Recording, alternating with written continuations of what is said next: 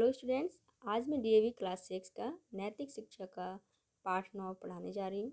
धर्मवीर हकीकत राय के बारे में। लाहौर में हकीकत राय की समाधि है। वहाँ बसंत पंचमी पर मेला लगता है।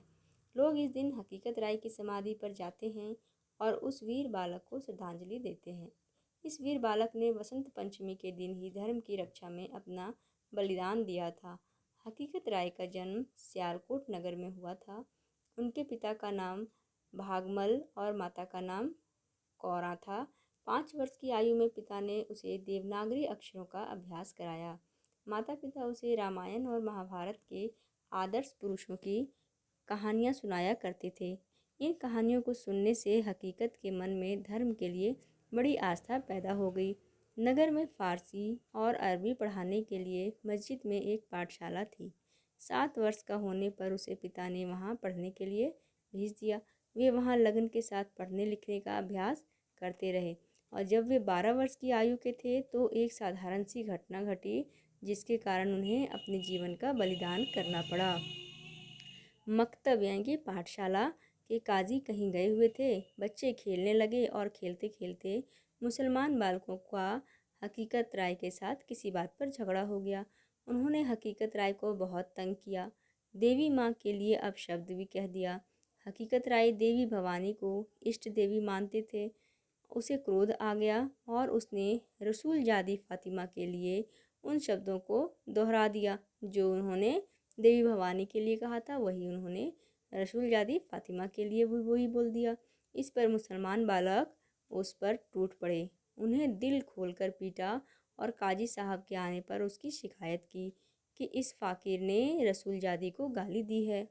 काजी साहब को चाहिए था कि दोनों पक्षों की बात सुनकर बीच बचाव करा देते, परंतु वे इस शिकायत को सुनकर आपे से बाहर हो गए और उन्होंने हकीकत को कोठरी के अंदर बंद करवा कर बाहर से ताला लगवा दिया।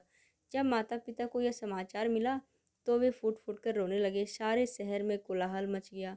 हकीकत राय को सियालकोट के न्यायाधीश अदीना बेग के सामने पेश किया गया। वह सज्जन पुरुष था।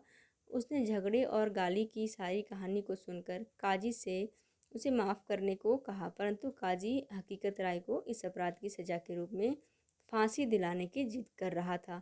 वह उसे केवल एक शर्त पर माफ़ करने को तैयार था और वह शर्त यह थी कि मुसलमान हो जाए।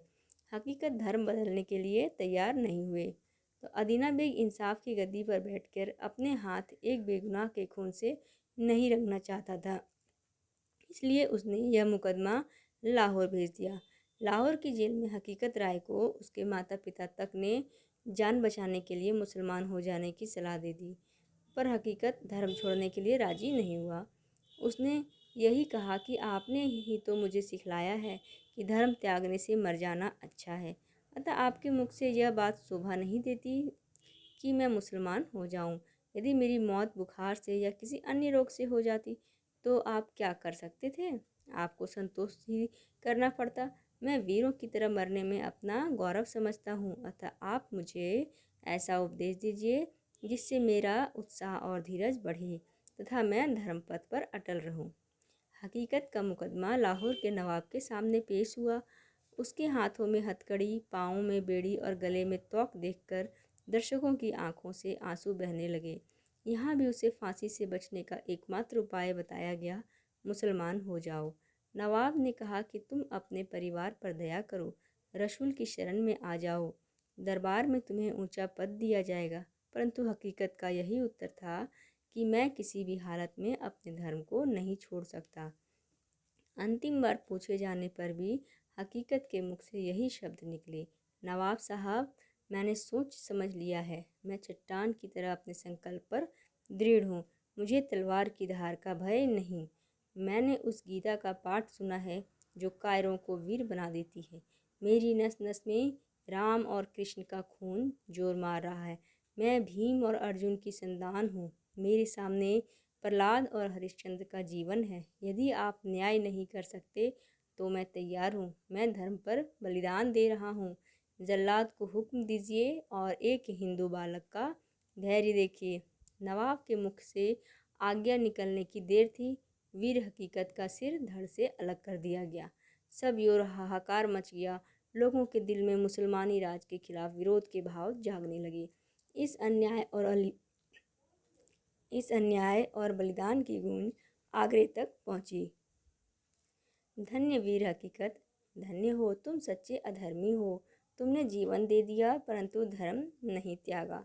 तुम्हारा बलिदान देश के बालकों को सदा आदर्श का पाठ पढ़ाता रहेगा। धर्म के वास्ते सर्वस्व जो बलिदान करते हैं, युगों तक लोग उनके त्याग का सम्मान करते हैं। जन्म भी ठीक है उनका, मरण भी खूब है उनका, जो अपने देश और जाति की ऊंची शान करते हैं। तो बच्चों, आपका ये पाठ समाप्त होता है यहीं पर। इसके बाद के जो प्रश्न हैं इनके उत्तर मैं करवा चुकी हूँ, आप जा कर के इसके उत्तर भी देख सकते हैं प्लेलिस्ट में। तो थैंक्स फॉर वाचिंग, और वीडियो को आप लोग ज़रूर शेयर करें।